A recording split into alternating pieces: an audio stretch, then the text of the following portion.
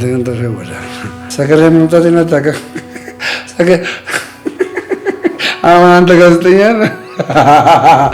አንተ ሀብተወልድ ብለህ መጥራት አትችልም። ደምረው የተዋህዶ ልጅ ወይም ደምሮ ብለህ ጥራኝ። ሀብተወልድ ማለት የሚችለው ካህን ብቻ ነው። ለምንድን ነው ሰማርን ሀብተወልድ የሚባሉ ብዙ ሰዎች አሉ፣ አንተ ብቻ ነህ። ስለዚህ አንተ ስዕል አድኖ አትቀበልም? አልቀበልም። ይሄ ስዕል አድኖ የምንለው እኛ የዘላለም ሕይወት አይሰጠንም። መርካቶ ሙስጠፋ ያተመውን እንትን እንዴት እቀበለዋለሁ? አልቀበልም። ስለዚህ አሁን ማስተላለፍ የምትፈልገው በቤታችሁ የተቀመጡ ስዕል አድኖችን ከመርካቶ የገዛችኋቸውን አውጡ ነው? አውጡ። ወይ ግን እንደዚህ ለመጣመም ስንት ጊዜ ፈጀብህ? አብርሃም እስራኤላዊ ነው ወይ? እስራኤላዊ ሲባል እኮ ኪዳን ስላለው ነው። ሄጃ ካጣ የማርያም መንገድ ስጠኝ በለኝ። የነገርኩህ እኮ ነው። ሁሉንም ነገር ከገንዘብ ጋር የማያያዝ ሁሉንም ነገር እንዴት እኔ ጥቅም አገኝበታለሁ ብለህ ብቻ ነው የምትሰራው። እሺ አንድ አምጣልኝ። አንተ ከሐዋርያቱ መካከል በቅዱስ ጊዮርጊስ ስም አጋንንትን ያወጣ አንተም ታመጣለህ። እኔን የሾመኝ እግዚአብሔር ነው። ስለዚህ ቤተክርስቲያን አልሾመችም። ምን አገባህ? ክርስቶስ አለት ነው እንዴ? ድንጋይ ነው? ድንጋይ ነው? ወፍረህ ገርሞኛል። የዛ ጊዜ እንደዚህ አልነበርክም። ሆድህም ሰፋ ብሏል። ከዚህ በፊት ለሆዱ ነው ሄደው ያሉት ሰዎች ማረጋገጫ እንደ ኦርቶዶክስ ሁሉንም ማወቅ ያለው የሚል አንድ ኦርቶዶክስ አያተመጣ ደምረው ማታ ከሆነ አላቅም በል ጫፍጫፉን ማታቅም ያለ ማወቅ ደግሞ ኃጢአት አለ። ከፍቶ ነበረ የሆነ ሰሞኑ ቪዲዮ ምጄ ላይ ስላለ ኦርቶዶክሳውያን ከእናንተ ይህን አልጠብቅም። ኦርቶዶክሳውያን ከተጠመኩ በኋላ እናንተን አምኜ ከገባው በኋላ የላችሁም። እንደውም በእኛ ውስጥ ገብተው ከውጭ ያልቻሉትን ውስጥ ገብተው ሊያፈርሱን ከመጡ መካከል ናቸው እያሉ ገዳም ውስጥ እናንተ ትላንት መጣችሁ ገዳምን ለኦርቶዶክሳውያን ኦርቶዶክሳውያን ደምሮን ትፈልጉታላችሁ? አፈልጉ። ጠጅ ትጠጣና አልጠጣውም ትላለህ። መኪና ሳይጋጭ መኪና ተጋጨ ተሰበርኩ ትላለህ። የሆነ ነገር ታወራና የመካድ መንፈስ ውስጥ ነው አንተ ያለው። እዚህ ጋር አሁን እኮ ይሄኛው አጥንቴ ወልቋል። እዚህ ጋር ያለው አጥንቴ ወልቋል። ይለያል። አየሁ እዚህ ጋር አሁን ገና ሌላ ቦታ ነው ሄጄ የምታሸው። ይታያል። ያንተ እንደዚህ አለበትም አብጣ። ይሄማ ድሮ ወይ ሳይክል ስትነዳ ምናምን የወደከው ይሆናል። ጎንደር የተዋህዶ ሀገር። አሁን የጠየቁን መሄጃ ስታጣ ወደዛ ወደ ግራ ቀኝ አትሆን፣ እንደ አረብኛ ጽሑፍ ወደ ግራ አታንብብ መስሎሻል። ቀጥይ አባቴ። በጊዮርጊስ አጋንንት ያወጣ በጊዮርጊስ እሺ፣ በራሱ በማንነቱ ማለት ነው። እሺ፣ አንተ ራስህ ጥላ ባይ በኢየሱስ ድራማ ነው ወይ? አሁን እንደዚህ ድራማ ነው ወይ? ኦርቶዶክሳውያን በዚህ የሚደሰቱ መስሎ ከሆነ ተሳስተሃል። አጋንንቶች እጁ ብቻ እንደዚህ ያደረገ ኖ አይደለም። መስቀል ቤዛ ነው። ቤዛ ታውቃለህ? ቤዛ ኢየሱስ ክርስቶስ ነው። መስቀሉ ያለ ኢየሱስ ክርስቶስ ቤዛ ሊሆን አይችልም። አንተ እኮ የሞተ ሰው ይገባል እያልክ ነው። እኔ አሁን ለምሳሌ የሞተ ሰው ሲጸለይለት ይገባል። የሰራ ሰው ምንም ፍትሐት ቢደረግለትም አይደለም። ይኸው ሰውዬ ከሞተ በኋላ እንደ ስራው የሚከፍለው ማን ነው? ካህኑ ሳይሆን ኢየሱስ ክርስቶስ ነው። ቴንክ ዩ። ሰላም ውድ ተመልካቾች፣ በመላው ዓለም የምትገኙ ኢትዮጵያውያን ኤርትራውያን እንደምን አላችሁ? ይህ ዲቫይን ሾው ነው። እንግዲህ በአዲሱ ፕሮግራሜ ላይ በዚህ ፖድካስት እንግዲህ የተለያዩ እንግዶችን እያቀረብኩኝ በተለያየ ሀሳብ ላይ ሙግት ይኖረናል፣ ሀሳብ እንለዋወጣለን።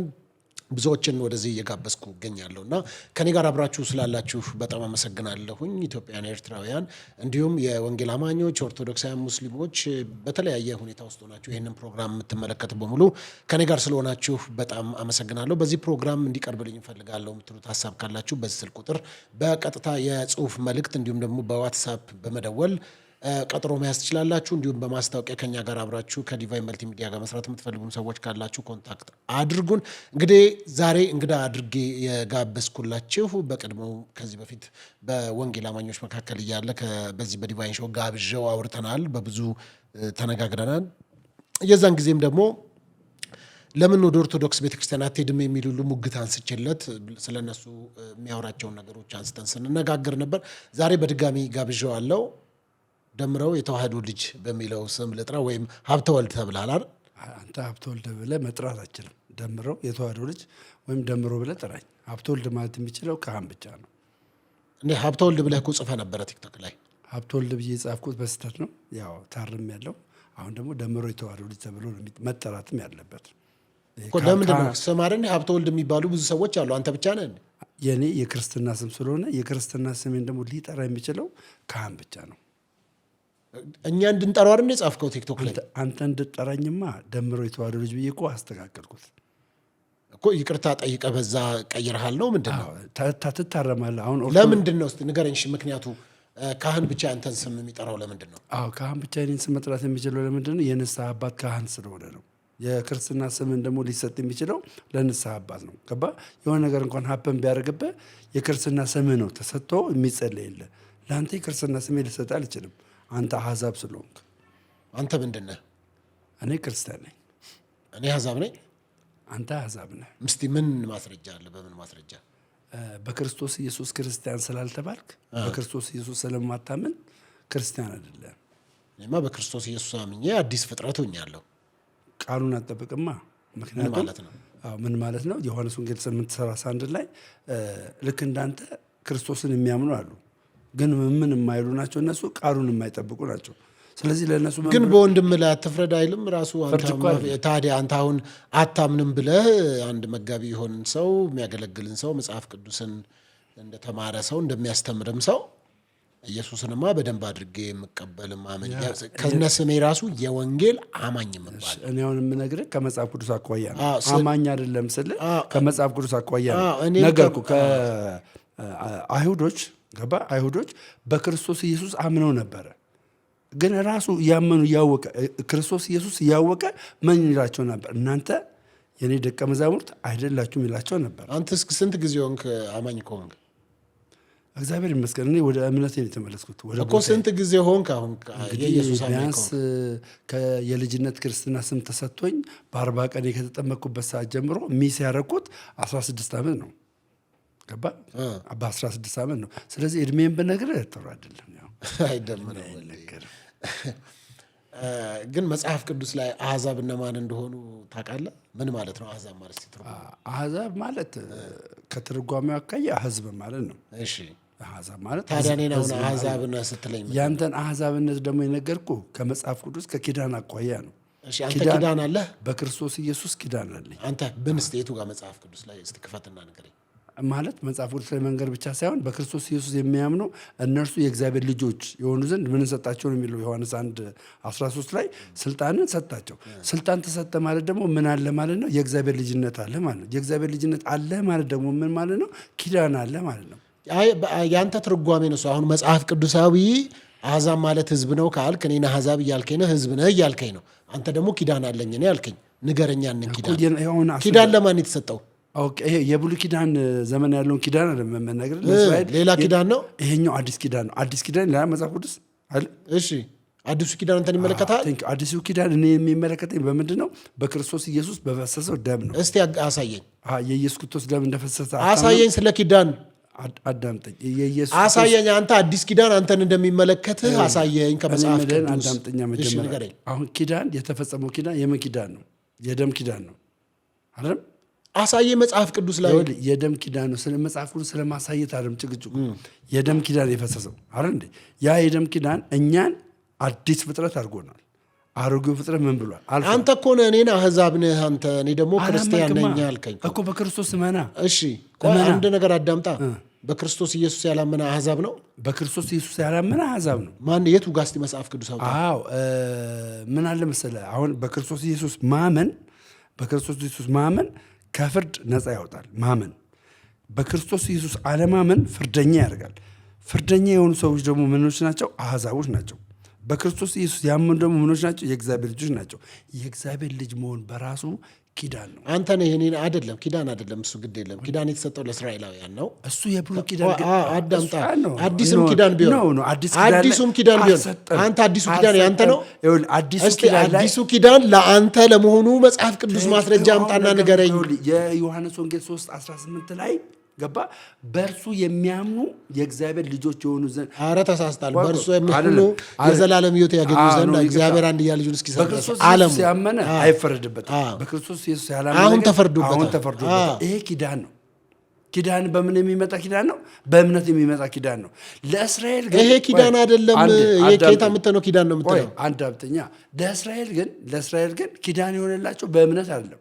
ለአባቶቻቸው እግዚአብሔር ከአብርሃም ጀምሮ እየተነገረላቸው ነገር ስላለ የእሱ ፕሮፊት ነው፣ የእሱ ስጦታ ነው፣ ጊፍት ነው። እኔ ግን ኪዳንን የማገኘው በምኔ ነው? በእምነቴ ነው። የቱ ጋር ነው? ያመኑት። አንተ እኮ ከፍጥረትህ የቁጣ ልጅ ነበርክ። ማትታወቅ የነበር እኮ አሁን መተብ ኪዳን ውስጥ አይደለም እስራኤላዊ አይደለም ይሆንከው አንድ ሰው ኢየሱስ ክርስቶስን የህይወቱ አዳኝና ጌታ አድርጎ ሲቀበልና ቅድም የጠቀስከው ዮሐንስ ወንጌል ምዕራፍ 1 ቁጥር 12 ላይ ወደ ገዛ ወገኖቹ ሄደ የገዛ ወገኖቹ አልተቀበሉትም ለሚያምኑ ግን በስሙ ለሚያምኑ ለእነርሱ ግን የእግዚአብሔር ልጆች የሆኑ ዘንድ ስልጣንን ሰጣቸው እንጂ ኪዳን ሰጣቸው አይደለም እንዴ ለእስራኤል ስልጣን ሲሰጣቸው ማን ነው ኪዳን ሲሰጣቸው ስልጣን አላቸው የላቸው እየሰማኸኝ ነው ስልጣን አሁን ለነሱማ የሮሜ 9 ቁጥር 4ን ማየት ትችላለህ በቂ ነው ኪዳን ለነሱ እንደሆነ አባትነት ልጅነት ለነሱ እንደሆነ መጽሐፍ ይናገራል ማውራ ስለ አሮጌ ኪዳን ሳይሆን ስለ አዲስ ኪዳን ላይ ያልከው ላይ ሮሜ 9 ላይ ነው ያወራውልህ ኖ ዌይ ሮሜ 9 ላይ የሚለው ምን መሰለህ ፓስተር አንብበው ለነማ እንደተሰጠ ሮሜ 9 ላይ ነው 9:4 ላይ 9:4 ላይ እንደዚህ ይላል እነርሱ እስራኤላውያን ናቸውና ምንድናቸው እስራኤላውያን ናቸው ምን ተሰጥቷቸዋል አንብበው ኪዳን አባትነት ልጅነት ይላል እኮ ልጅነትና ክብር ኪዳንም የሕግ መሰጠት የሕግ ይላል የሕግ መሰጠት የመቅደስም ስርዓትና የተስፋው ቃል ለእነርሱ ምን ብሏል ናቸውና ገባ ለነማን ነው አሁን እኔ ለነማን ነው ይሄኛው የብሉይ ኪዳን ስርዓት ነው ለነማን ነው አሮጌው ስርዓት ነው ለነማን ነው ይሄ አትፍራው አውራው ነው ወይ ለእስራኤል የተሰጠ አሮጌው ስርዓት ነው አሮጌው ኪዳን ነው እኔ ግን ያለሁት እኮ አዲሱ ኪዳን ላንተ ለሞት አዲሱ ኪዳን ደግሞ የሚመጣው በምንድን ነው በሕግ ሳይሆን በጸጋ ነው ኦኬ አየህ ይሄ ነው ችግሩ ግባ ኤርሚያስ ላይ እንደገና ግባ አንተኑ ነው ማስነበበ ግባ እንደገና ኤርሚያስ ላይ አዳምጠኝ እነርሱ እስራኤል ናቸውና ልጅነትና ክብር ኪዳንም የሕግ መሰጠትም አሁን አዲሱ ኪዳን ላይ የምንድን መሰጠት ያለው የጸጋ መሰጠት አየ ነው ችግር ግባና እንደዛው ኤርሚያስ 31:31 ኤርሚያስ 31:30 ላይ 31:31 አንብብ ኤርሚያስ 31:30 ላይ መጀመሪያ ደረጃ ግን ጠይቅ እስቲ ደምረው አዲስ ነገር ለማምጣት አሮጌ ነገር ያስፈልጋል አያስፈልግም አሮጌው ከሌለ እኮ አዲስ አይመጣም ስለዚህ አንተ አሮጌው ኪዳን የኔ አይደለም ካልክ አዲሱ ኪዳን እንዴት ሆነ አንተ ሆነ አሮጌው ኪዳን አሁን እኮ በአሮጌው ኪዳን የሚኖር የለም ለምንድን ነው የሚኖር ወይ አዳምጠኝ እንጂ አሁን በራስ አፍ ያስኩ አየህ አሮጌ ከሌለ አዲስ የለም አይደል ስለዚህ አሮጌ ይመለከታል አሮጌ ቀጥታ የጠየቅኩህ ብቻ አሮጌ ይመለከታል አዲሱ ይመለከታል አሮጌውማ ጥላ ሆነ አንተ ምን አልከኝ ታዲያ አሁን አሮጌው ከሌለ አዲስ የለም አላልክም እንዴ ስለዚህ ከየት መጣ አሮጌ በሌለ ነገር አዲስ ከየት መጣ በቃ ስማኛ አሮጌው ማለት ነው አሮጌው የተሳሳተበት መንገድ አለ ሰዎች የሚድኑበት መንገድ አለ አይደል ያ ሰዎች የሚድኑበት መንገድ ጥቂት ነው ያደረገው የሚድኑት እነማን ብቻ ነበሩ እስራኤል ብቻ ነበሩ ወይ ግን እንደዚህ ለመጣመም ስንት ጊዜ ፈጀብን ኧረ በስመ በዚህ አትምጣብኝ አሁን ስንት ጊዜ ፈጀብን እንደዚህ ኖ ታዲያ ምን ማለት ነው አሮጌ ከሌለ አዲስ የለም መልክ ስለዚህ አሮጌ ከሌለ አዲስ ከሌለ አንተ ግን አሮጌ የለኝም አዲስ አለኝ እያልከኝ ነው አዎ እኔ አሁን የአሮጌው ዘመን ሰው አይደለሁም የአዲስ ኪዳን ሰው ነኝ ደምረው እለፈኝ ካልከኝ እንዲሁ ልለፍ ምንም ማለፍ አያስፈልግም ስለዚህ ካልሆነ ደግሞ ለምጠይቅ ጥያቄ መልሳ ነው ይሄው እየመለስኩልህ እኔ የአዲስ ኪዳን ሰው ነኝ እሺ አሮጌ ሊል ቆይ አዳምጥ አሮጌው ኪዳን ይመለከታል አይመለከተኝም ሶዋስ ለኔ ለምታወራልኛለህ ስለ አሮጌው ኪዳን እኮ እኔ አሮጌውም አዲሱም የተሰጣቸው ለእስራኤላን ነው ብዬ ነው ማምነው እንዴ አዲስ ኪዳን አንተ ሰጥተዋል እንዴ ተቀዳለህ እኮ አምጣ በክርስቶስ ኢየሱስ ያገኙትስ ምን ላድርገው አትሰማም እንዴ ምን ላድርገው አንተ አሕዛብ ነህ ኖ ዌይ በክርስቶስ እስራኤላዊ ነህ እሺ እኔ አሕዛብ ነኝ አይደለም አሕዛብ ነኝ ስለዚህ መጽሐፍ ቅዱስ የሚለውን እስቲ እናንብብና ወይ አንተ ኤርሚያስ 31:31 ነው አውጣ ያልኩን አውጣ መጀመሪያ ወደ ሌላ አትሽሽ ወደ ሌላ አትሽሽ ኤርሚያስ 31:31 ግባ ምንድን ነው የሚያወራው ይሄኛው ላንብብልህ ኤርሚያስ 31:31 ምን ይላል አዲስ ኪዳን ላይ ያለው ነገር ላንብብልህ ኤርሚያስ 31:31 ምን ይላል እኮ ምን ይላል አንብበው ኤርሚያስ 31:31 ምን ይላል ኤርሚያስ 31:30 እንደዚህ የሚል ቃል አለው ምን ይላል 30 ላይ ምን እንደሚል ታውቃለህ እንደዚህ ይላል ኦኬ እንደዚህ ይላል ምን ላይ መሰለህ ይሄ እንግዲህ የብሉይ ኪዳን መጽሐፍት ነው እሺ ምን ይላል ትልልቅ ነቢያቶች መካከል አንደኛው የሆነው ኤርሚያስ ነው እሺ ቀጥታ ኤርሚያስ እንደዚህ ያለ ነገር ግን ሰው ሁሉ በገዛ በደሉ ይሞታል መራራውን የወይን ፍሬ የሚበላ ሁሉ ጥርሶቹ ይጣረሳሉ እነሆ ከእስራኤል ቤትና ከይሁዳ ቤት ጋር አዲስ ቃል ኪዳን የምገባበት ወራት ይመጣል ምን ወራት ከማጋ ከእስራኤል ጋር የምገባበት ወራት ይመጣል ይላል እግዚአብሔር ይሄኛው ቃል አውድ አለው ይሄኛው ስለ ኢየሱስ ክርስቶስ የሚያወራበት ቃል አለ እኮ አውዳለሁ ስለምንድን ነው የሚያወራው? አዎ በዚያን ዘመን ይላል እግዚአብሔር አውዱ ስለምንድን ነው የሚያወራው? አዳምጥኛ። በዚያን ዘመን ይላል እግዚአብሔር ለእስራኤል ወገኖች ሁሉ አምላክ እሆናቸዋለሁ እነርሱም ሕዝብ ይሆኑልኛል። ለምንድን ነው እንደዚያ ያለው? አይተህ ከሆነ በወቅቱ እስራኤል 70 ዓመት በግዞት በነበረችበት ሰዓት የነበረ ሰዓት ነው። ገባህ? በ70 ዓመት ውስጥ እስራኤል ማንን ክዳ ነበረ? እግዚአብሔርን ክዳ ነበረ።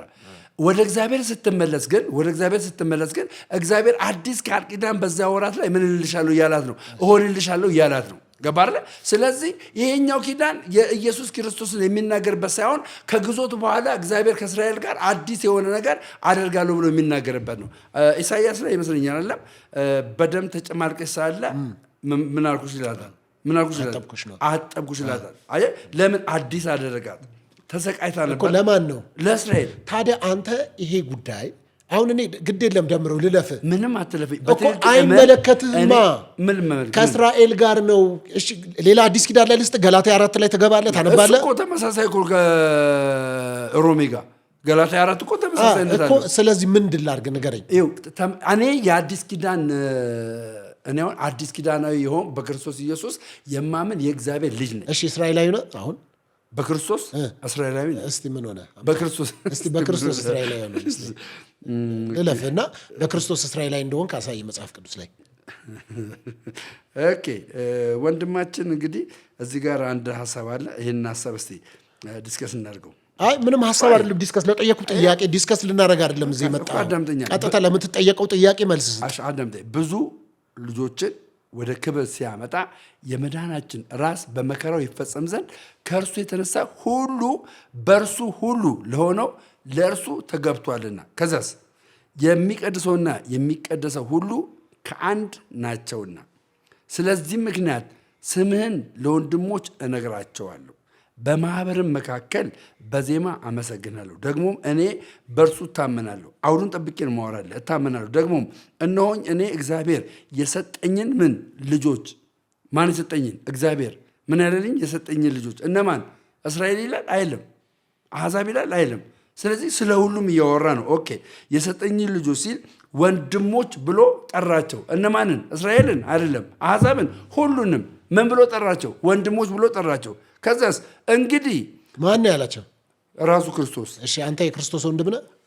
የክርስቶስ ወንድም መልስ መን የክርስቶስ አላቋር ለቀጥታ እኮ ወንድሙ ነኝ እያልክ ነው አይደለም?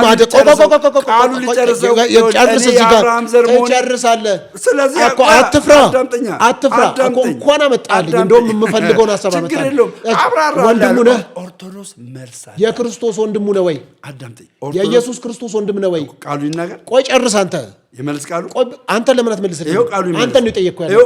አንተ የክርስቶስ ወንድም ነህ ወይ? እኛ መጽሐፍ ቅዱስ አማኞች ነን አይደል እኮ። የክርስቶስ የክርስቶስ ወንድም ነህ ወይ እኮ ነህ ወይ? አዎ ትልና ትቀጥላለህ። አይደለሁም ስትል ትቀጥላለህ። የክርስቶስ ወንድም ነህ ወይ? ቃሉ ላንብብልህ እኮ ታነባለህ እኮ ነህ ወይ? መጀመሪያ የክርስቶስ ወንድም ነህ? አዳምጠኝ። ወንድሞች ብሎ ሊጠራባቸው አላፈረም ካልክ ገና ለገና ሰው ትፈራለህ እንዴ? በእግዚአብሔር ቃል ጉዳይ ላይ እየነገርኩህ ነው። የእግዚአብሔር ቃል ጉዳይ ላይ ሰው ትፈራለህ እኮ። የእግዚአብሔር ቃል እሺ፣ የክርስቶስ ወንድም ነህ? የክርስቶስ ወንድም ነህ ወይ? ኢየሱስ ክርስቶስ ፍጹም ሰው ነው አይደል? እሺ፣ ፍጹም አምላክ አይደል?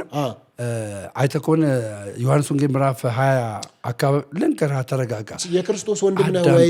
ጠየቁን ጥያቄ መልስ። እኔ የክርስቶስ ወንድም ነኝ ወንድም አይደለሁም ብዬ የምመልስልህ መጽሐፍ ቅዱስ የሚለውን ሲናገር እኮ እሱን እሰጥህና፣ ስለዚህ መጽሐፍ ቅዱስ እድል እሰጥሃለሁ። ለምን ፈራ? አንተ እድል እሰጥሃለሁ። እኔ እኮ አይደለሁም አሁን ያነበብከው በቃ አነበብከው እኮ። አልጨረስኩትም። እሺ ጨርስ። ቴንክ ዩ። እሺ እንደዚህ ይላል። እሺ ወንድሞች ብሎ ሲጠራቸው አያፍርም። ወንድሞች ብሎ ሲጠራቸው ምን አይልም? አያፍርም። ኦኬ እንግዲህ ልጆቹ በስጋ በደም ስለሚካፈሉ እርሱ ደግሞ በሞት ላይ ስልጣን ያለውን በሞት እንዲሽር ይኸውም ዲያብሎስ ነው። በሕይወቶቻቸውም ሁሉ ስለ ሞት ፍርሃትና በባርነት ይታዘዙ ዘንድ የነበሩትን ሁሉ ነፃ እንዲወጡ በስጋና በደም እንዲሁ ምን አለ? ተካፈለ።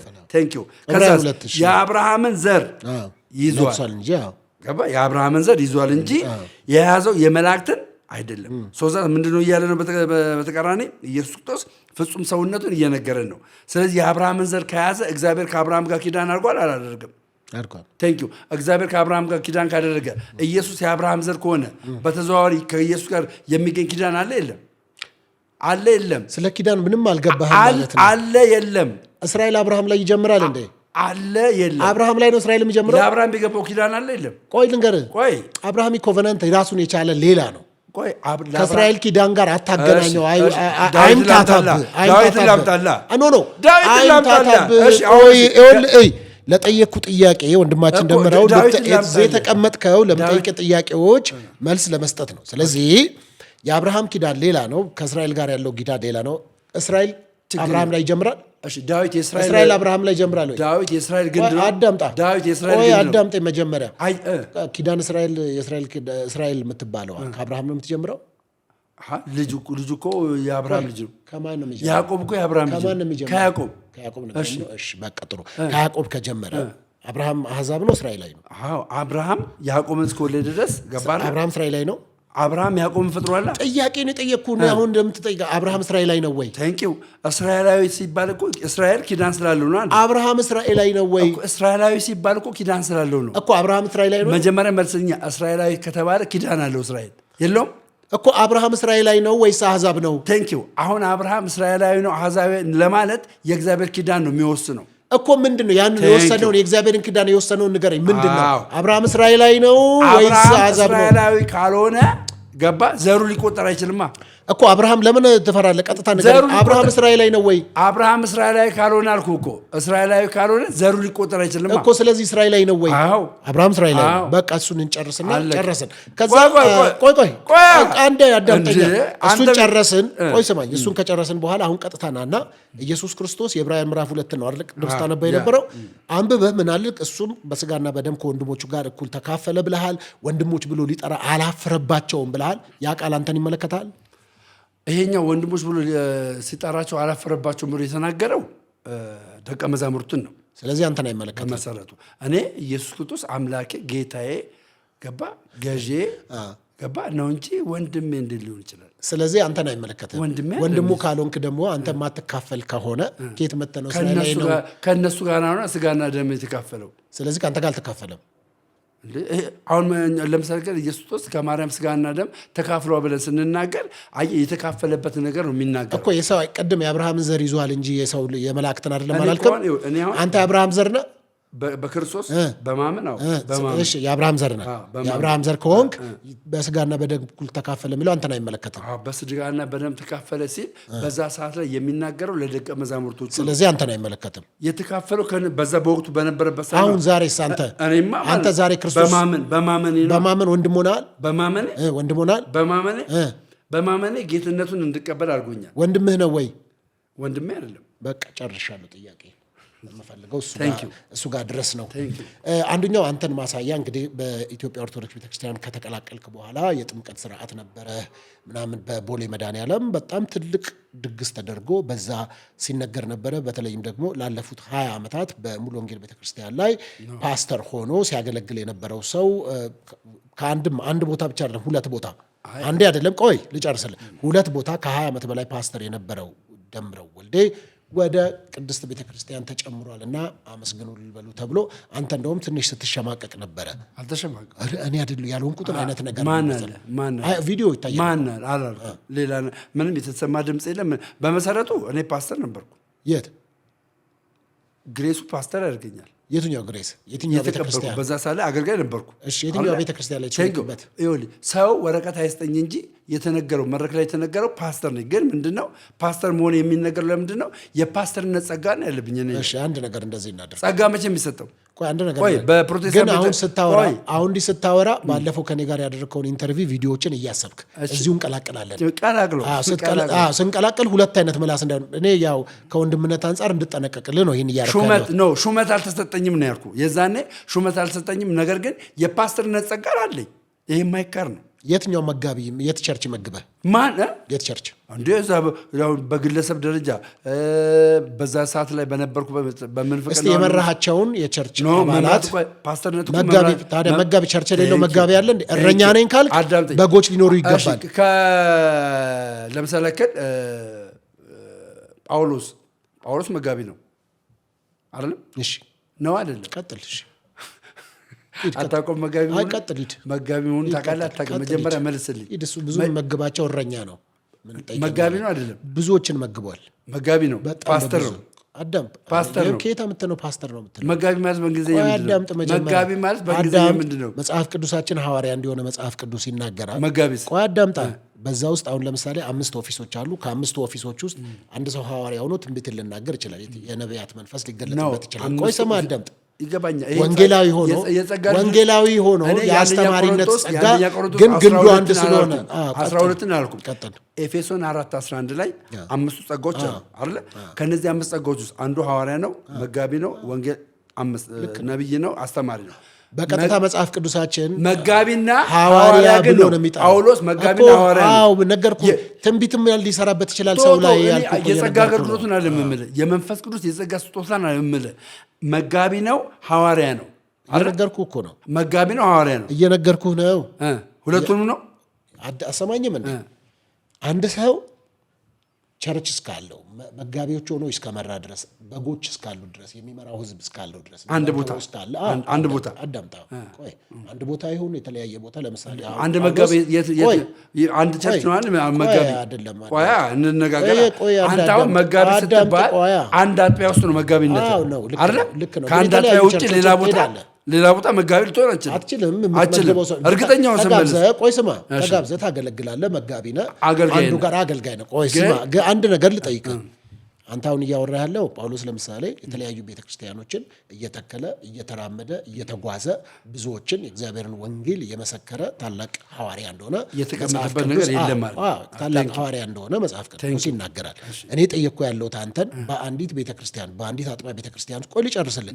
በአንዲት አጥቢያ ቤተክርስቲያን ውስጥ በመጋቢነት የተሾምክበት ወይም ደግሞ የመገብካቸው ሰዎች አስተምረህ ዲሳይፕል አድርገህ የተጠመቁ ያንተን ልክ መጋቢያችን ነው እረኛችን ነው ብለው 3 ሰውም ሊሆን ይችላል 5 ሰውም ሊሆን ይችላል የመገብክበት ወይም የተሰጠ አጥቢያ። ቆይ እኔ ስለ መጽሐፍ ቅዱሳዊ ጉዳይ ብቻ የግለሰብ ነገር ምን ያርግልኛል? ቤተ እምነት አለ ወንጌላማኞች ነው። የግለሰብ ነገር ምን ያርግልኛል? ፓስተር በሚለው ስም ነግድ አትችልም። አዳምጠኛ። እንደዛ ከሆነ ጳውሎስ መጋቢ ሲባል ማን ነው መጋቢ እንደዚህ የሾመው? ማን ነው የሾመው? ሐዋርያነት እንዴት እንደተቀላቀለ ሐዋርያነትማ ማን እንደሰጠው ይናገራል። መጋቢነት ግን ማን ነው የሰጠው? መጋቢነት እኔ እናንተ እንያልን ያለ ማን ነው የሰጠው? መጋቢ ተብሏል። መጋቢ ሆኗል። እናንተ እየመገበ ስለሆነ አጥቢያ ውስጥ መካተት አለበት ብለህ አንድ ሊኖር ይገባል። ስለዚህ አጥቢያ ካለ የፈለገበት መሆን ይችላል። ችግር ይኸውልህ ከዚህኛው አጥቢያ ወጥቼ ተጋብዤ ሌላ ቦታ ሳይሆን የመጋበዝ ጉዳይ አይደለም። ቆይ አዳምጣ። ሄጄ ሳገለግል መጋቢ ነኝ። መጋቢ ነኝ። እዛም ቸርች እዛም አጥቢያ ላይ ሄጄ ተጋብዤ ሳገለግል መጋቢ ሆኜ ነው የማገለግለው። ትንቢት ተነበይኩ። ቆይ አዳምጥ። ስትነብይ ቅድም ነገርኩህ። መጋቢ ሆነህ የነቢያት ጸጋ ሊሰራብህ ይችላል። እሺ አጥቢያ ላይ ትንቢት ተነበያለህ እንዴ? ኦፍ ኮርስ ለምን አትነብይም? እሺ ስታጠብ ትንቢት እኮ በሰው ፍላጎት አይመጣም። እሺ ቆይ አሁን ይኸውልህ አንድ ግልጽ ነገር አለ። መጋቢ ለስህተትህ ምንም መውጫ ስታጣ መጽሐፍ ቅዱስ አለ። መውጫ ስታጣ መሄጃ ካጣ መጋቢ አዳምጠኛ መሄጃ ካጣ የማርያም መንገድ ስጠኝ በለኝ። እኔ መጋቢ ነኝ ስለ አምጣ አዳምጠኛ ልነግርህ እኮ መጋቢ ነኝ ስለ የዛኔ ፓስተር ነው ብለው ሲናገሩ ቪዲዮ ልክፈትልህ። ችግር የለም ትከፍተዋለህ። ፓስተር ነው ብለው ሲናገሩ ትክክል ናቸው። ለምን እኔ ፓስተርነት ጸጋ ሰጥቶኛል። መቼ? መንፈስ ቅዱስን በተቀበልኩ ሰዓት። ያኔ እኔ መንፈስ ቅዱስ ነው ብዬ በተቀበልኩበት ሰዓት አየህ ፓስተርነቴን አምኜበታለሁ። ሶዛት አንተን ዲስከስ ታደርገህ በፓስተር በመሀል ግን ጴንጤነት ይታይብሃል። አዳምጠኛ። አሁን ነገሮችን ዳይቨርት አይደለም። በመሀል መንፈስ ቅዱስ ትላለህ፣ መጋቢ ነኝ ያለው መንፈስ ቅዱስ ተሞልቼ ትላለህ ምናምን በመሀል አዳምጠኝ። እኔ መጋቢ ነኝ ያለው በቃሉ መሰረት አሁን ተናገር። መጋቢ ነኝ መጋቢ አይደለም። ማስረጃ አምጣ። ማስረጃዬማ የትኛዋ አጥቢያ ቤተ ምን አገባኝ? ግለሰብ ነው የሚሾመው። እሺ ግለሰብ ከሾመ የትኛው ግለሰብ ነው ሐዋርያ ጳውሎስን የሾመው? ኦኬ ላምጣልህ ማስረጃ። እኔ ለምሳሌ መጋቢ ነኝ። እኔ መጽሐፍ ቅዱስ ነው መልስ። ከመጽሐፍ ቅዱስ አምጣና መጋቢ ጳውሎስን ማን ነው የሾመው? በግለሰብ ደረጃ አዳምጠኝ። ግለሰብ አይሾምም። በነገራችን ላይ ማን አይሾምም? ግለሰብ አይሾምም። እሺ የትኛው ቤተክርስቲያን የሾመችው? መጋቢ። በጣም አሪፍ። እንግዲህ ወደ ሐዋርያነት ሲመጣ እንዴት አድርጎ ሐዋርያ እንደሆነ የቱ ጋር አንድ ቦታ መጋቢ ተብሎ ጳውሎስ የተጠራበት ቦታ ካለ ታመጣልኛለህ። አንድ ቦታ እርግጠኛ ሁን። ታመጣለህ።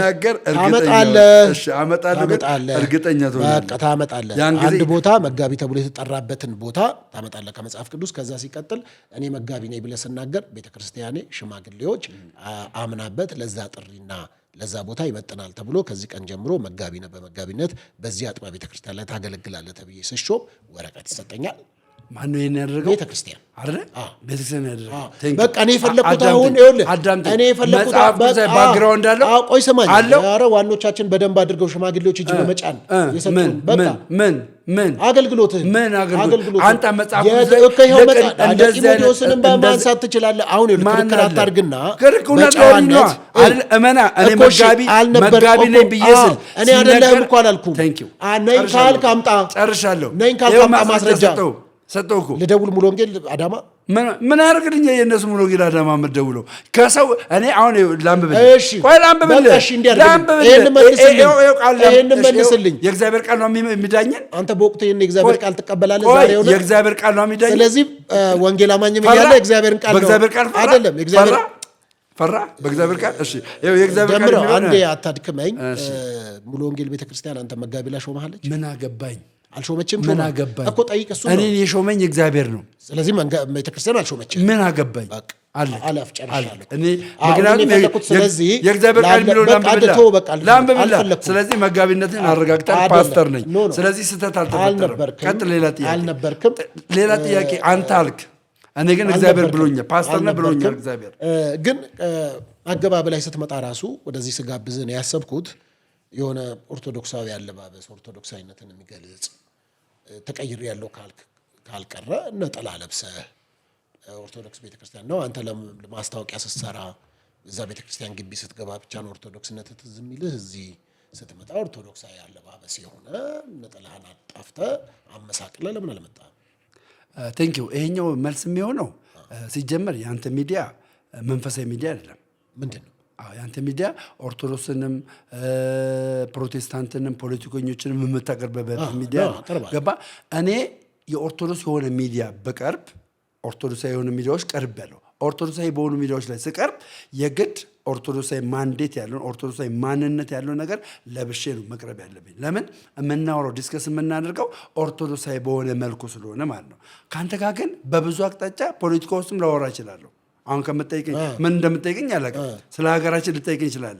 ኦርቶዶክስ ሚዲያ ላይ ስቀርብ ግን ስለ እግዚአብሔር ቃል፣ ስለ ቤተክርስቲያን፣ ስላለበት ቤተክርስቲያን ምን አይነት እንቅስቃሴ እያደረግኩ እንዳለ ስለምጠየቅ ያንን ደግሞ አግባባዊ በሆነ መልኩ ኦርቶዶክሳዊ ማንነትን ይዤ እናገራለሁ። ገባ?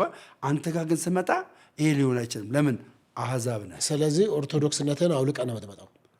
ኦርቶዶክስነትን አሁን ለምሳሌ ቤተ መቅደስ አለ። ቤተ መቅደስ ጋር የምታደርገው ስርዓትና ከቤተ መቅደስ ውጭ የምታደርገው ስርዓት አንድ አይደለም። ቤተ መቅደስ ውስጥ ኦርቶዶክስ መሆን ከቤተ መቅደስ ውጭ ኦርቶዶክስነትን ማጣት አለ። ሚዲያ ጋር ስትሄድስ ሚዲያ አሁን ኦርቶዶክሳዊ የሆነ ቤተ መቅደስ ናቸው። ኖ ዌይ ኦርቶዶክሳዊ ሚዲያ እስከሆነ ድረስ ገባ እዛ ጋር ኢንፍሉዌንስ ማድረግ የሚገባ ኦርቶዶክሳዊ ነገርህን ነው። ጥሩ እንዳይታዘቡህ ብዬ ነው። አልታዘቡ፣ እግዚአብሔር ይረዳል። በአንተ ምክንያት ያንተን ቪዲዮ ወይም ደግሞ ያንተ ወደ ኦርቶዶክስ ቤተክርስቲያን መመለስን በማንሳት የናቁሽ ሁሉ ወደ እግርሽ ጫማ ይሰግዳሉ የተባለው ትንቢት ተፈጸመ። ይሄው አገልጋይ የነበረው ወይም ፓስተር የነበረው ሰው መጥቶ ሰገደ ተብሏል። እውነታው ተቀበለዋለህ? ምን አይነት ስግደት? የናቁሽ ቆይ አዳምጣ። አንተ ጋር ለምንድን ውሃ የሌለው? ቆይ አዳምጥ። ኦርቶዶክስ ቤት ሚዲያ ስቀርብ ውሃ አለ፣ አንተ ጋር ውሃ የለም። ቀጥል። የናቁሽ ሁሉ ወደ እግርሽ ጫማ ምን ይላሉ? ይሰግዳሉ። ኦኬ፣ ይሄ ትንቢተ ኢሳይያስ 7:14 ላይ ሀሳብ ነው።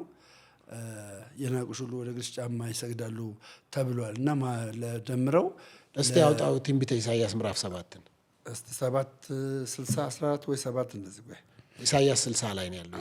60 ላይ ኢሳይያስ 60 ላይ ትንቢተ ኢሳይያስ ያው ረሳህ እንደ መጽሐፍ ቅዱስ ስላረሰው እኮ 60 ወይ 7 አድርጉ።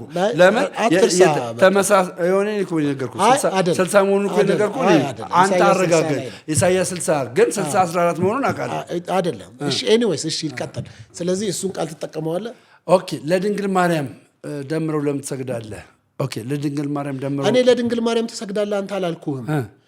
እግሮችሽ ጫማ የናቁሽ ሁሉ ወደ እግርሽ ጫማ ይሰግዳሉ የተባለውን በኢሳይያስ ትንቢተ ኢሳይያስ ላይ የተጻፈውን ቃል ጠቅሰው አንተ ከሃዲ የነበርከው ድንግል ማርያምን የካድከው ሰው ወደ እግሮቿ ጫማ ስር እንደሰገድክ ማረጋገጫ ተደርጎ ቪዲዮዎች ተሰርተው ስለነበረ ያ ነገር ትቀበለዋለህ ወይ? የናቋትስ ወደ እግሯ ጫማ ይሰግዳሉ የተባለው ድንግል ማርያም ነው።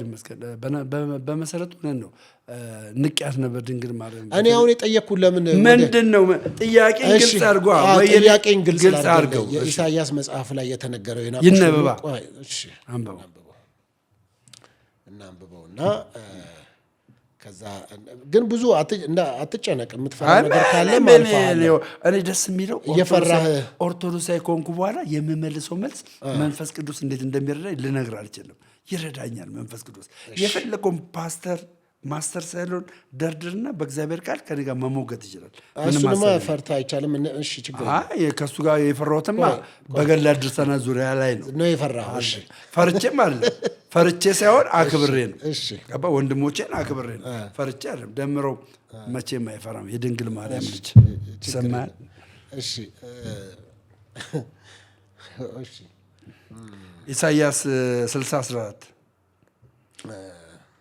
አይደለ? ልክ ነው አለ ኖ ቆይ አሕዛብ ወደ ብርሃንሽ ነገስታትም ወደ መውጫሽ ጸዳል ይመጣሉ። አይኖችሽን አንስተሽ በዙሪያሽ ተመልከቺ። ከ3 ጀምሮ ለምን ከ14 ጀምሮ በቃ አይኖችሽን አንስተሽ በዙሪያሽ ተመልከቺ። እነዚህ ሁሉ ተሰብስበው ወደ አንቺ ይመጣሉ። ወንዶች ልጆችሽም ከሩቅ ይመጣሉ፣ ሴቶች ልጆችሽም በጫንቃ ላይ ይሸከሟቸዋል። በዚያን ጊዜ የባህሩ በረከት ወደ አንቺ ስለሚመለስ የአሕዛብ ብልጥግና ወደ አንቺ ስለሚመጣ አይተሽ ደስ ይልሻል፣ ልብሽም ይደነቃል ይሰፋማል እና እያወራርታች ይሄዳል። ከዛ ቶሎ ቶሎ እንዳደረግልህ ነው ማልፈው። ከዛም ለአንቺም የማይገዛ ሕዝብና መንግስት ይጠፋል። እነዚያ አሕዛብን ፈጽመው ይጠፋሉ። የመቅደስን ስፍራ ያስጌጡ ዘንድ የሊባኖስን ክብር ጥሉና አስታው። ባርነቱም ወደ አንቺ ይመጣሉ። የእግሬንም ስፍራ አከብራለሁ። የአስጨናቂዎችም ልጆች አንገታቸውን ደፍተው ወደ አንቺ ይመጣሉ። የናቁሽም ሁሉ ወደ እግርሽ ጫማ ይሰግዳሉ። የእግዚአብሔርም ከተማ የእስራኤል ቅዱስ የሆንሽ ጽዮን ይልሻል ይላል። ለቅድስት ድንግል ማርያም የተጻፈው መጽሐፍ ቅዱስ አንዳንድ ጊዜ ሁለት አይነት ነገር አሁን የጠየቅኩ ብቻ አዳምጠኛ አይደለም ደምረው ይሄ መልእክት ለማምለጫ ምናምን ኮንፊደንስ ይኖር ሲጀመር አዳምጠኛ በጣም መልሳለኝ። ለምሳሌ ማለት ነው ዲዋል ፕሮፌሲ የሚባል አለ። ዲዋል ፕሮፌሲ ማለት ምንድን ነው? ሁለት አይነት ትንቢት። አንደኛው ትንቢት ለአንተ ይሆንና ሁለተኛው ትንቢት ደግሞ አካል የሚለብሰው ከአንተ በኋላ ለሚመጣው ዘመን ነው። አሁን በቀጥታ ተፍራ አሁን ይሄንን እኮ ቆይ ይሄንን በቀጥታ መልስልኝና እንደ አላረግህም። እሺ ይሄንን መልስልኝ አንድ ጊዜ ስማ። የናቁሽ ሁሉ ወደ እግርሽ ጫማ ይሰግዳሉ የተባለው ለቅድስት ድንግል ማርያም ነው ወይስ አይደለም? አዎ ለቅድስት ድንግል ማርያም ነው። ኦኬ በወቅቱ ደግሞ ቆይ ደግሞ ይሄኛው ልመልስልህ አንዴ ነው ካልከኝ በጣም ደስ ይለኛል። ኢሳይያስ 60 የተነገረው ለሷ ነው ብለሃል። እንግዲህ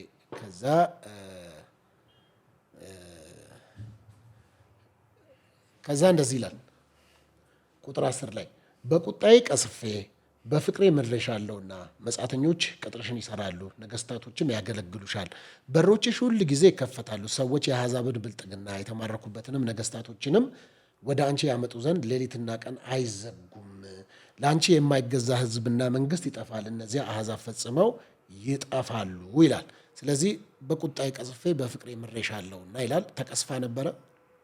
አየህ አሁን አንተ ግልጽ ያልሆነልህ ነገር ምንድን ነው? ግልጽ ያልሆነልህ ነገር ምንድን ነው? እዚህ ጽሁፍ ላይ ተቆንጽሎ የሚወጣውን ወይም ደግሞ ለድንግል ማርያም የሚሆነውን ነገር ሳትቀበል ቀረህና ነው ብለን ያመንበት ነገር ያፈርሳል ብለህ የፈለግከውን ቃል ይዘህ መጣ። ያኛው ቃል ራሱ እዛው ኢሳይያስ 60 ያኛው ቃል እዛው ልክ ነህ። ይሄኛው አሁን የተነገረው ቃል እንዳልኩ ይሄኛው ለማን ነው? አዳምጠኛ ለኢየሩሳሌም ነው አለ። ይሄኛው ቆይ አዳምጠኝ። እኔ አሁን ልዩነቱን ንገረኛ። አንድ ነገር ልዩነቱን ንገረኝ። በቁጥር 10 እና በቁጥር 14 መካከል ያለው ቁጥር 10 ለማርያም አይደለም፣ ለኢየሩሳሌም ነው። ቁጥር 14 ለማርያም ነው። ለማርያም ነው። ለምን በል ለምን አይደለም? መጽሐፍ ቅዱስ ይመልሳል። መለስክልኝ እኮ አለት አይደለም። አንዴ አዳምጠኝ። ይሄንን ቆይ ስማኝ። ቁጥር 10 ተቀጽፌ ይዤሻለሁ የሚለው ምሬሻለሁ የሚለው ለቅድስት ድንግል ማርያም አይደለም፣ ለእስራኤል ነው፣ ለኢየሩሳሌም። እሺ ቁጥር 14 ደግሞ ለማርያም ነው። ፕሮፌሲ ነው። ቆይ አዳምጣ። ትንቢት ነው እኮ ገባኝ። እኔ እኮ አንተን እያገዝኩ እኮ ነው እየተቃወምኩ አይደለም። ማገዝ አይጠበቅም። እሺ ቁጥር 14 ደግሞ ለማርያም ነው። ይህንን ግን የኢትዮጵያ ኦርቶዶክስ ቤተክርስቲያን መምህራንና አስተማሪዎች ይቀበሉታል? አንተ የምትለው እነሱ ባይቀበሉት እኔ እንደዚህ በድፍረት አልናገርም። ስለዚህ ይቀበሉታል። ስለዚህ ይቀበሉታል። መጠየቅ ትችላለህ። በቃ እንለፈው። እሺ ኖ አሁን ልመልሳ። አይ በቃ መለስክ እኮ አሁን እዚህ ጋር ከዚህ በላይ ማብራሪያ። እሺ አብራራው። ለምን አታዳምጠኝ? ኢሳይያስ 60:14 ላይ አይተህ ከሆነ ስለ ድንግል ማርያም ነው ብለን እንድንናገር ድፍረት የሚሆነን የዘጸአት ሐሳብ ነው። የዘጸአት ሐሳብ ምንድን ነው የሚለው? ሙሴ አለቱን በምን መተው ይላል? በዱላ መተው ይላል አይደል? እዛ ጋር የተፈጸመ ታሪክ አለ። መጽሐፍ ቅዱስ አለት ብሎ አዲስ ኪዳን ላይ ሲያመጣው ያም ማለት ብሎ ማን ነው ይላል? ክርስቶስ ነበር ይላል። ማን ነው ይላል? ክርስቶስ ነበር። ክርስቶስ አለት ነው እንዴ ይላል መጽሐፍ። አለት ነው ግን አለቱን ዘይት ያፈልቀላችሁ ድንጋይ ነው። ክርስቶስ ማየት ትችላለህ። ድንጋይ ነው። ሜታፎሪክ ነው። አይታል? ልክ ነው። ይሄ ሜታፎሪክ ነው። ልክ እንደዛው በተመሳሳይ መልኩ ኢሳይያስ 60:14 ለምን ድንግል ማርያም ናት ብለህ አልተቀበልክም? አይልማ እንዴ አይልማ። በቀጥታ ለኢየሩሳሌም እንደተጻፈ ቅጥርሽ ፈርሶ ነበረ። አመሰግናለሁ። እንዳቆርጥ ይናሳ አልቆርጠውም። እኔ ጋር እኮ ሀሳብ ባለመቁረጥ እኮ ነው የሚታወቀው። ስለዚህ አልቆርጠውም። ግን እዛ ጋር ክርስቶስ ኢየሱስ አለቱም ክርስቶስ ነበር ይላል። አባቶቻችን በምድረ በዳ አለቱ ዘይት ያፈልቅላቸው ነበር። ቆሮንቶስ ላይ ነው የሚያወራው ይሄ ቃል የሚናገረው። ስለዚህ 14 ላይ እንደዚህ አካባቢ ይመስለኛል የሚናገረው። ስለዚህ ይሄንን ሲያወራ አለቱም ክርስቶስ ነበር ይላል። አንተ ግን እያወራ ያለው ቁጣውና መቅሰፍቱ ለኢየሩሳሌም ለየ እኮ። ግን ያንተ ደግሞ በጣም የሚያስገርመው በቁጥር 10 እና በቁጥር 14 መካከል ነው የለየው። እና አመሰግናለሁ። ኤኒዌይስ ግን በጣም ቶሎ በጭቅጭቅ ጀመርከኝ እንጂ እኔ እንደውም ወፍረህ ገርሞኛል። የዛ ጊዜ እንደዚህ አልነበርክም። ትንሽ ሆድህም ሰፋ ብሏል። ወፍረሃል። በደህና ነው? ሰላም ነው፣ እግዚአብሔር ይመስገን። መወፈሬ ምን አሳሰበ? አይ እንግዲህ ከዚህ በፊት ለሆዱን የሄደው ያሉት ሰዎች ማረጋገጫ እንዳይሆን ብዬ ነው። ለሆዱ ምን ሆድ አለ? ምንም የምታገኙ በነገራችን ላይ በምን ምክንያት ነው እንደዚህ ሆንኩ? እኔ አንድ ግልጽ ነገር የምነግርህ በነገራችን ላይ እኔ ኦርቶዶክስ ከሆንኩ በኋላ እንደውም በጣም የሰራተኛ ሆኛለሁ። ገባ? እየሰራሁኝ የማገለግል ሰው ሆኛለሁ። እዚህ በፕላትፎርሙ ላይ ከሆነ ፕሮቴስታንት በነበርኩበት ሰዓት የስራ ብሂል የለኝም፣ አልሰራም። ግልጽ ነው። እዚህ ከሆንኩ በኋላ ግን ሰራተኛ ሆኛለሁ። የማገኛቸው ብዙ ጥቅሞች አሉ በጣም እና ምናልባት በረከቱም ረድኤቱም በተለይ የስውሯ ማርያምና የሰሜነሽ ኪዳነ ምሕረት ማን ነው? የስውሯ ማርያም ደግሞ ጂሰስ ምድር የስውሯ ማርያምና ሰሜነሽ ኪዳን አላቸው። አሁን እነዚህ ቤተክርስቲያኖች ኪዳን አላቸው። ደብረ ብርሃን ውስጥ ነው የሚገኙት እና ሁለቱም ደብረ ብርሃን ውስጥ ነው የሚገኙት። ሁለቱም የሚገርም ህዝብ ነው የሚፈልሰው እዛ ቦታ ላይ ምንም አይነት አግሪመንት በገባ ኪዳን በገባ ጸሎት ብታደርግ ከኪዳናቸው የተነሳ ይደርሳል። ከምኑ ኪዳን? ከቦታው ኪዳን። በነገራችን ላይ ስውሯ ማርያም ምስልክ ሰሜነሽ ኪዳነ ምሕረት ምስልክ የጌታችን የመድኃኒታችን የኢየሱስ ክርስቶስ እናት ናት። የቦታው ስያሜ ነው የተለየ። ምን ማለት ነው ስውሯ ማርያም? ያው ስውሯ ማርያም እኔ እንደኔ መረዳት ምንም ነገር አንተ ይጸልይ። አሁን ለምሳሌ አንተ እንዳንተ መረዳ ማውራት ጀመርክ እንደ ኦርቶዶክስ አይደል? የኦርቶዶክስ ቤተክርስቲያን አስተምሮን ስውሯ ማርያም ማለት ምን ማለት ነው ትርጉሙ? እሱን ያወኩራ ሄደው አሁን ለምሳሌ ስውሯ ማርያምን አልጠይቁም። እርግጥ አሁን የስውሯ ማርያም የስም ትርጓሜ ከምን የተነሳ እንደሆነ በዛ ቦታ ላይ ያለውን የኪዳን ነገር መናገር ይችላሉ። ገባ? ስለ ስውሯ ማርያም ራሳቸው እዛ ያሉ ሊቃውንቶች አሉ። ትርጓሜው መናገር ይችላሉ። ማታቃት ስውሯ ማርያም ነች ታዲያ ያሳማች? እኔ በእምነቴ ስውሯ ማርያም ሄጄ ደብረ ብርሃን ስውሯ ማርያም ሄጄ በእምነቴ ለእኔ የሆነልኝ ነገር አለ። ቀጥታ የጠየቅኩህ እሺ ስውሯ ማርያም ምን ማለት ነው? አሁን ነገርኩህ እኮ እዛ ያሉ ሊቃውንቶች ስለ ስሙ ትርጓሜ አንተን ነው። እኔ ስለዛ ሊቃውንት አንተ ምን አታውቅም? አውቃለሁ በል። አሁን እኔ ስውሯ ማርያም ብለህ ብትጠይቀኝ የራሴ መረዳት ስነግርህ የአንተ መረዳት አልፈልግም። ስለዚህ እነሱ ንገሯ። አንተ በኦርቶዶክስ አይደለ እንዴ? ሊያውም አገልጋይ። ኦርቶዶክስ መሆን እኮ ማለት ኦርቶዶክስን ሙሉ ለሙሉ ማወቅ ማለት አለ። እችን እንኳን አታውቅም? ቴንኪው። አየህ ኦርቶዶክስ ማለት ሁሉንም ማወቅ ያለው የሚል አንድ ኦርቶዶክስ አያታመጣ እኮ። ስውሯ ማርያም ምን ማለት ነው? ምናልባት የስሙን ትርጓሜ አላወቅኩትም ማለት በቃ አላውቅም። ስለዚህ የማታውቀውን ስውሯ ማርያም አሳመረችኝ ተብላ አያር ችግር ምንድነው? እኔ የስሙን ትርጓሜ አላውቅም እንጂ የተደረገልኝ በእምነቴ በዛ ስፍራ ላይ የተደረገልኝ ነገር አውቄ ነው እንደዚህ ድምቅ ያልኩት። አንተ አዳማ ናዝሬት ነው የምንኖረው። ማርያም ቤተክርስቲያን አለ።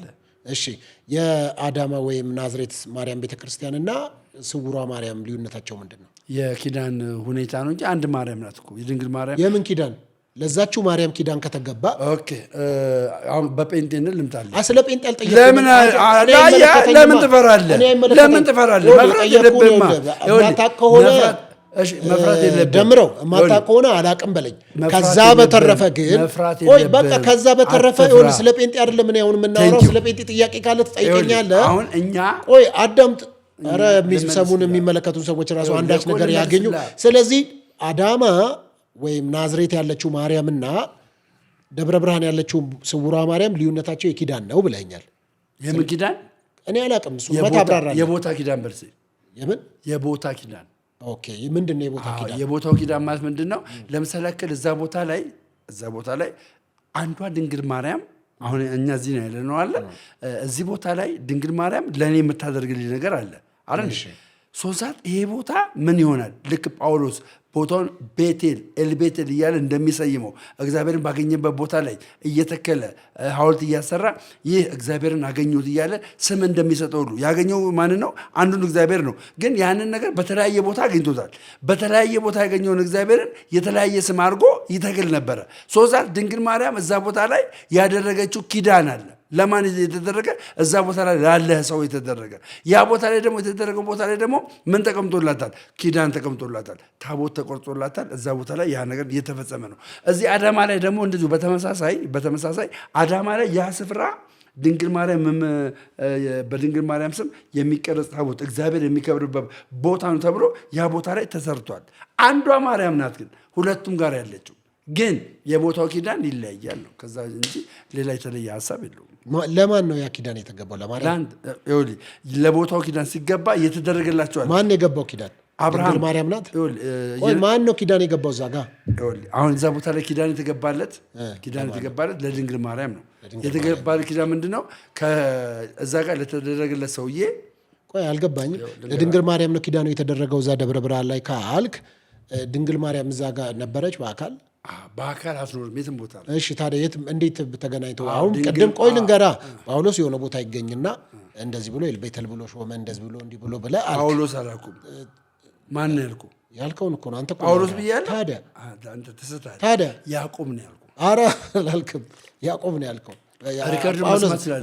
ጳውሎስ ነው ያልከው። ኤኒዌይስ ያዕቆብ ነው ያልኩህ። ያዕቆብ ቤቴል ብሎ ሲል እግዚአብሔር ያገኘበት ቦታ ሲተክል እግዚአብሔር ያገኘበት ቦታ ከቤቴል ደግሞ ሌላ ቦታ ሄድና አሁን እያስተካከልክ ነው? ኖ ራሊቲውን ነው ነገር ባስተካክለው የስም ልዩነት ቢኖረውም እኔው ቅጂ ስላለ ይሰማል። ግን ተረዳው። ስለዚህ ያዕቆብ ቦታውን ረግጦታል አልረገጠውም? አለ ቦታው ላይ ረግጦታል። እግዚአብሔር አገኘው እኮ ገባ። መች ካድኩ እኔ። ቦታውን ረገጠና ሲረግጠው ኪዳን አገኘ አይደል? እዛ ጋር አልከልከኝ። ከእግዚአብሔር ጋር ተገናኘ አይደል? ስለዚህ ከእግዚአብሔር ጋር ስለተገናኘበት ያንን ቦታ ስያሜ አደረገበት። ቆንጆ፣ በጣም አሪፍ። ልክ እንደዛው ቅድስት ድንግል ማርያም ደብረ ብርሃን ሄዳ ነው ኪዳኑን እዛ ጋር ረገጠችና እኮ ቆይ አስጨርሰኝ። ረገጠችና እዛ ጋር ነው ኪዳን የተገባላት። ለማርያም ነው የተገባው ብላል እና ቀይር ሐሳብ። ለማርያም የተገባው አይደል ያልኩ እንዴ? ለቦታው ብዬ ነበር። አልሰማኝም። ለቦታው የተደረገ ኪዳን ብዬ ደጋግሜ ነው የነገርኩህ። ድጋሚ ደግሞ ለማርያም ነው አልክ። አይወልህ ማርያም እዛ ቦታ ላይ በተሰጣት ጸጋ በአካል ስትለኝ በአካል አልሄደችም አልኩ። እግዚአብሔር ለድንግል ማርያም የሰጣት ጸጋ አለ። በዛ ጸጋ መሰረት ለዛ ሰውዬ የሆነ ነገር ሆነለት። ያ ሰውዬ ያንን ቦታ የተደረገለትን ቦታ ኪዳን አድርጎ የቦታ ስም ሰጥቶ ገባ። ድንግል ማርያም ስላደረገችለት የቦታ ስም ሰጥቶ እዛ ቦታ ላይ አንድ ነገር ተከለ ማለት ነው።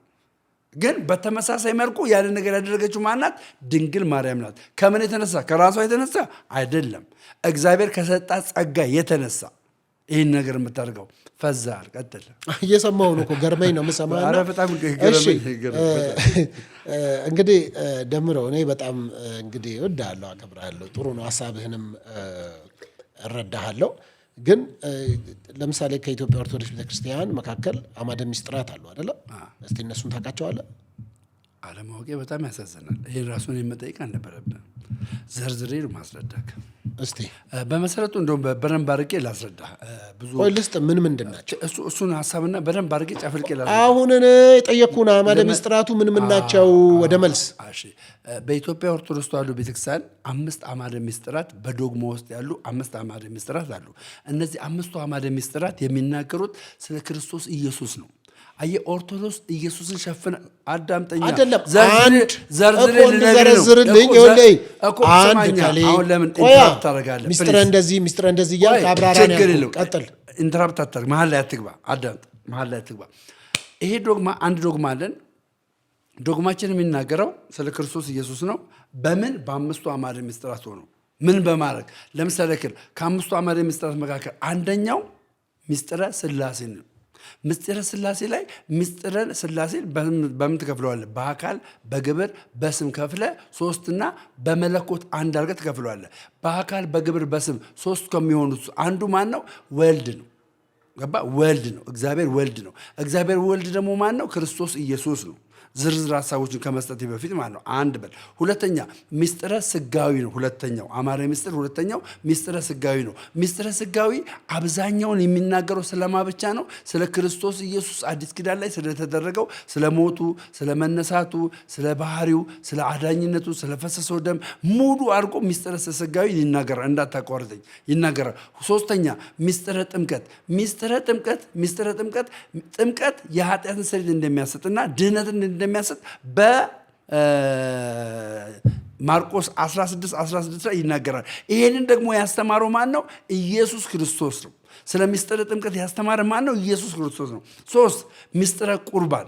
ምስጢረ ቁርባንን ያስተማረን በዮሐንስ 6:54 ላይ ብዙ ስለሱ ይሄንን ሲያስተምራቸው ብዙ ደቀ መዛሙርቶች ትምህርቱ ከብዷቸው ጥለውት የሄዱበት ዋናው ምስጢር ምንድነው ታውቃለህ? ሥጋዬን የበላ ደሜን የጠጣ የዘላለም ሕይወት አለው፣ እኔም በመጨረሻው ቀን አስነሳዋለሁ። እኔ በእርሱ ሆናለሁ፣ እርሱ ደግሞ በማን ይሆናል ብሎ ተናገረ? በእኔ ይሆናል። አየህ ምስጢረ ቁርባን ቃል ዮሐንስ ወንጌል ምዕራፍ 3 ላይ ነው ያለው። ምዕራፍ 6:54 ላይ እያልክ ያለውን እያሰብክ ብዬ ምዕራፍ 6:54 ላይ እኮ ብራዘር። እና ይህንን ነገር ያስተማረው ማን ነው? ክርስቶስ ኢየሱስ ነው። የመጨረሻ ምስጢረ ትንሣኤ ሙታን። ምስጢረ ትንሣኤ ሙታንን የሚናገረው ስለማን ነው? ስለ መድኃኒታችን ስለ ኢየሱስ ክርስቶስ ነው። ኢየሱስ ክርስቶስ ሞተ፣ ሞትን ድል አድርጎ ደግሞ በሶስተኛው ቀን ምን አለ? ተነሳ የሚልን አስተምሮ የሚናገረው። ስለዚህ ኦርቶዶክስ ተዋሕዶ በምስጢራቷ በኩል በአማረ ምስጢራቷ በኩል አጉልታ የምታሳየው መላእክትን አይደለም፣ ድንግል ማርያምን አይደለም፣ ጻድቃን ሰማዕታትን አይደለም፣ ኢየሱስ ክርስቶስን ነው። ዛሬ ቆንጆ የሆነ ፕሩፍ ሰጥቻለሁ እና አዕማደ ምስጢራት በ5 ሲከፈል ይሄን ያሳያል ማለት ነው። በጣም ጥሩ። ዛሬ ማክሰኞ ነው ቀኑ። እስቲ የማክሰኞውን ተአምረ ማርያም በልኝ እስቲ። እያጠናው ነው እኮ የጀመርከው ጫፉን። አይጠበቅብኝም ለአንተ መንገር። አይጠበቅብኝም። ይሄ ግሌ ነው።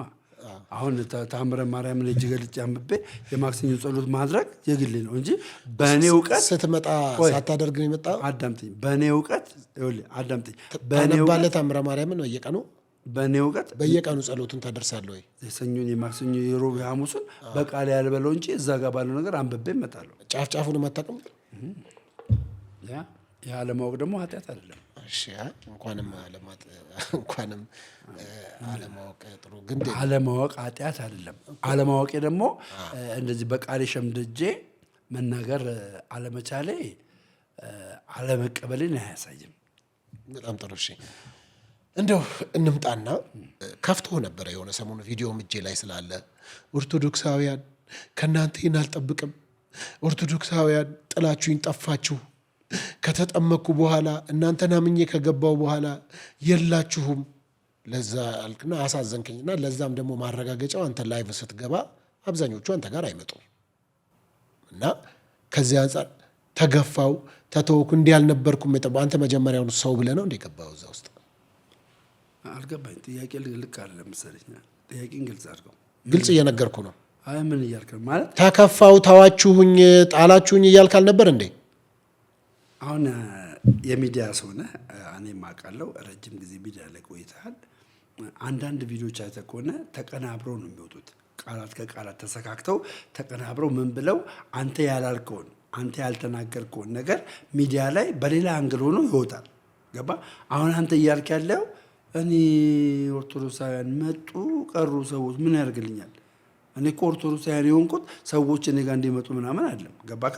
ያየሁትን እግዚአብሔርን የተገለጠልኝን እግዚአብሔርን አይቼ ነው እንጂ የሄድኩት የሰው መምጣት አለመምጣት አይደለም። ከረባሁት እኔ አሁን ባለሙሉ ሰው ነኝ። ብቻዬን መንግስት የሆንኩ ሰው ነኝ። ለምን ቀሩ? አሁን አንተ አላልኩም ጥላችሁን ጠፋችሁ አላልከም። ኤዲተር እዚሁ ዳይሬክተርም እዚሁ ላይ ይሄን ቪዲዮ ተከታተሉታላችሁ ታደርጉለታላችሁ። ምናልባት የተቀናበረውን እንጂ ሙሉን አታገኝም። ያንን ሐሳብ የተናገርኩበትን ላይክ በሌላ ከፍቶኛል፣ ጥላችሁን ጠፍታችሁ ጊፍትም አትሰጡም። ጂሰስ ክራይስት ለምን እንደዚህ ልል አልችልም። በመሰረቱ አቀናብረው እንደዚህ አድርገው አስተካክለው ያላልከውን እንዴ ነው የሚያቀናብሩት? አሁን አንተ የምትናገሩ ነገር አንድ ሐሳብ ይወሰዳል። ይሄንን ለአንተ የሚደርስ ሆነ ለአንተ መንገድ አይጠበቅብም። አይ እንደውም ከዚህ አንጻር እኮ እነሱ እኮ ሲጀመር አንተን እውነት ለመናገር አይፈልጉም።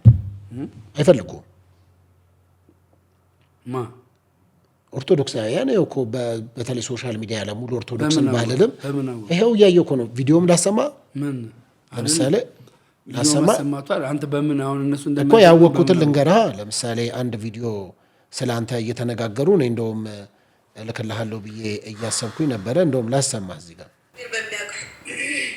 እንደመጡ መምህር ነው የሚሆነው፣ እንደመጡ ገዳም አስጎብኝ ነው የሚሆነው። እኔ አጠቃላይ ነው የማየው፣ ደምረውን ብቻ አይደለም የማየው። እንደመጡ ነው ወደ ትምህርት የሚገቡት።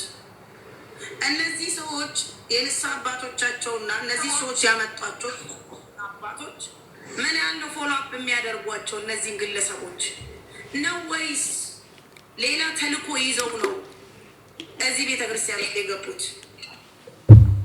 እኔ እግዚአብሔር በሚያውቀው ከጊዜ በኋላ የተረዳሁት ነገር ቢሆን ከክርስትና አባቶቻቸው ጋር ከነሳ አባቶቻቸው ጋር ተው ሲባሉ የሚያደርጉት ትንቅንቅ ሚዲያ ላይ ቃላት እስከመላወጥ ድረስ የሄዱ ሰዎች አሉ። አዳራሽ ውስጥ ሆነን አልተመቸንም፣ ለምን ውስጥ ገብተን አንዋጋትም የሚል ተልእኮ ይዞ የመጡ የኔ እይታ ይሄ ነው።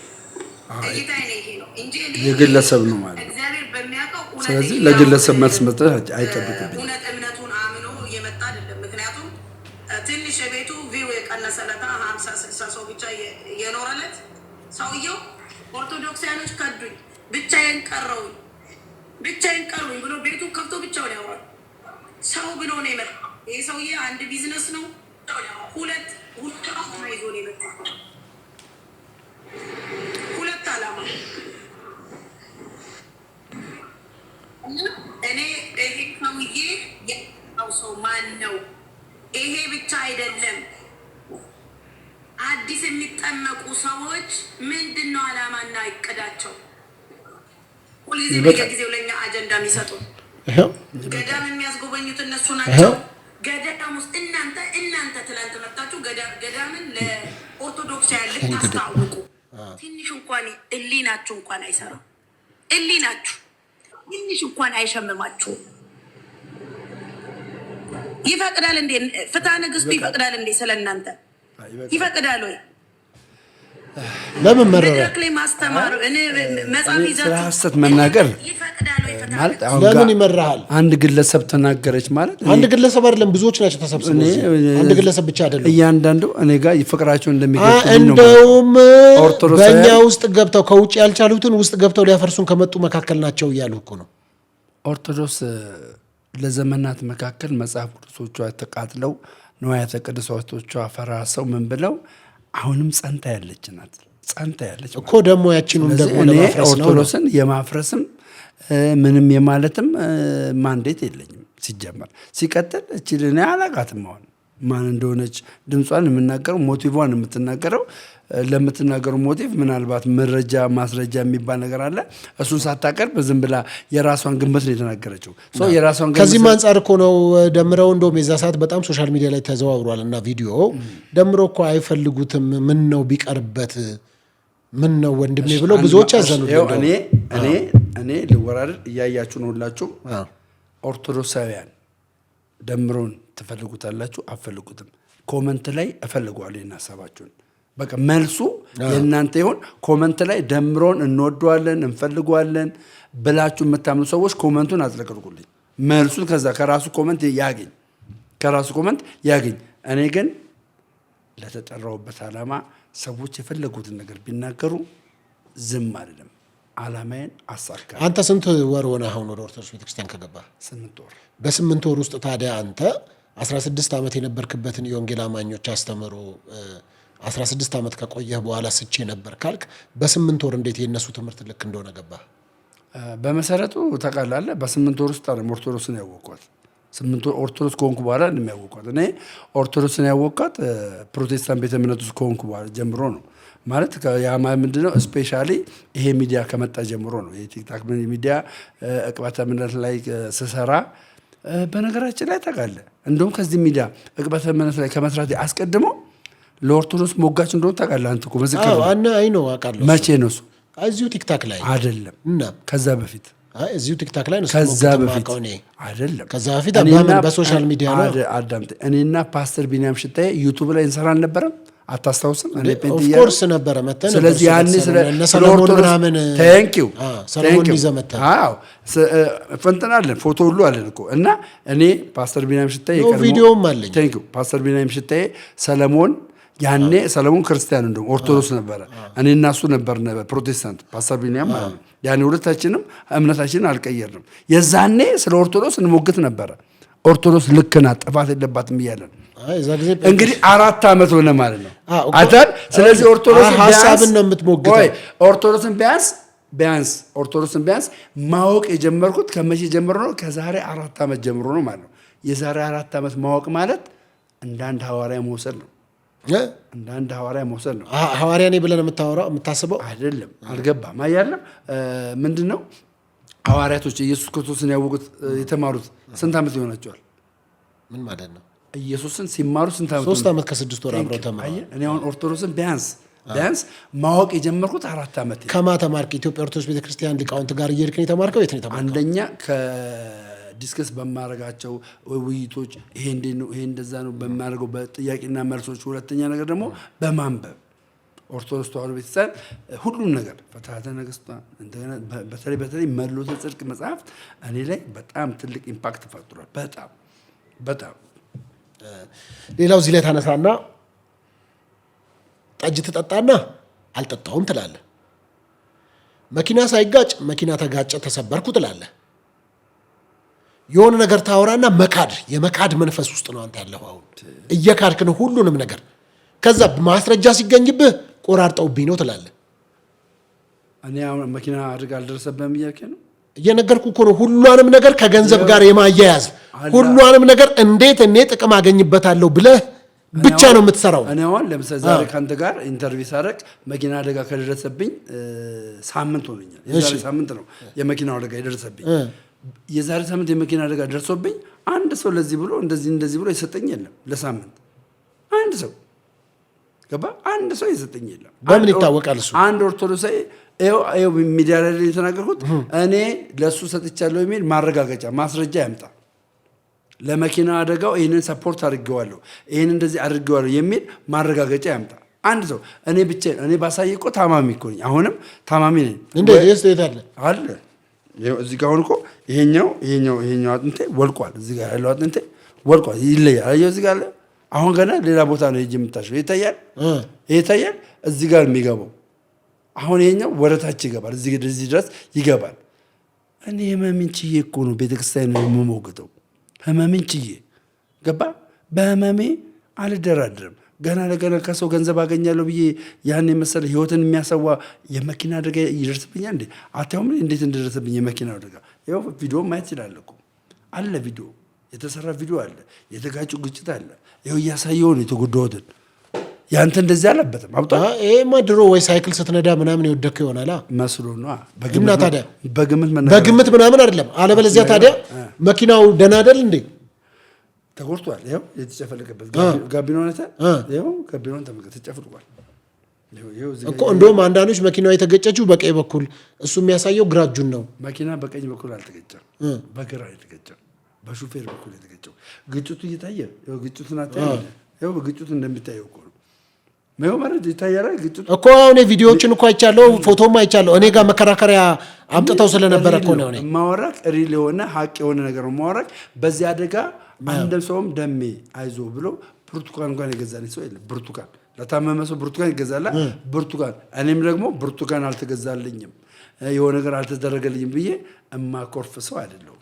ሌላው ከዚህ በፊት እኔ ጋር ስትመጣ ታስታውስ እንደሆነ በዚህ በወንጌል አማኞች መካከል በነበርክ ጊዜ ላይቭ ስገባ የመኮላተፍ ስታወራ የመዘግየት ምናምን ነገር አለና በዛ ምክንያት ደግሞ ምንድነው እየጠጣ እየገባ ነው ጠጥቶ ነው ፏ ብሎ ነው የሚል ሐሳብ ያመጡና እሱንም አንስቼል ነበር ምን እንደሆነ ከዛ ያንን ነገር ማረጋገጫ የሆነው ጠጅ ስትጠጣ ተያዝክ ጠጅ ስትጠጣ ስትያዝ ደግሞ መልሰ ደግሞ ትክዳለህ አልጠጣሁም ትላለህ ቪዲዮ ነው ያየው አይቻለሁ ቪዲዮ እንደዚህ ስታረጋ አይቻለሁ ቪዲዮ ነው እሱ ፎቶ ነው አየ አረ አይደለም የሆነ ልጅ መጥቶ ሲቀዳ እሱ የቀዳው ሌላ ሰው ነው ገባ ደምሮ ጋር ቪዲዮ ነው አንተ ደምሮ መስከሩን የሚያሳይ 30 ሰከንድ ቪዲዮ አምጣ እንዴ መስከር ስለ መስከር እኮ አላወራንም ኖ ዌይ በቃ ይሄ አሁን እዚህ ጋር እየጠጣው ነው አይደል ያክሽን ነው እንደዚህ እየጠጣው ነው